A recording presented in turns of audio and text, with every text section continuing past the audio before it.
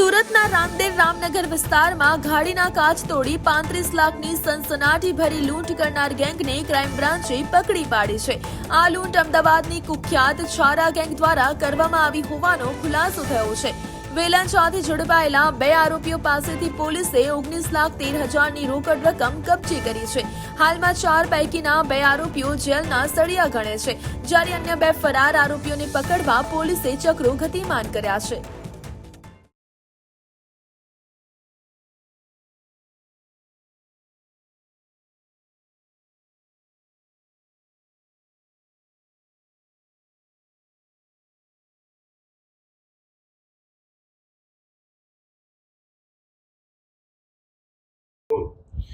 ગત તારીખ 19/2/2026 રોજ સુરત શહેરમાં રાંદેર વિસ્તારમાં ભવાનીવાડમાં ગણેશ જયેશકુમાર આંગણીયા પેઢી છે, એમાંથી 35 લાખ રૂપિયા ફરિયાદી શિવરતન વિનોદકુમાર પુનિયાનાઓ લઈ પોતાની ફોર્ચ્યુનર ગાડીમાં નીકળતા હતા।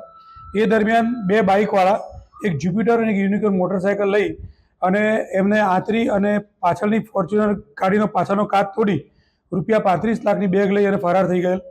જે ક્રાઇમ બ્રાન્ચને ઇન્ફોર્મેશન મળતા ક્રાઇમ બ્રાન્ચની તમામ ટીમો મહેરબાન સીપી સાહેબ અને જીસીપી સાહેબની સૂચનાથી ક્રાઇમ બ્રાન્ચની તમામ ટીમો લાગી ગયેલી કામમાં।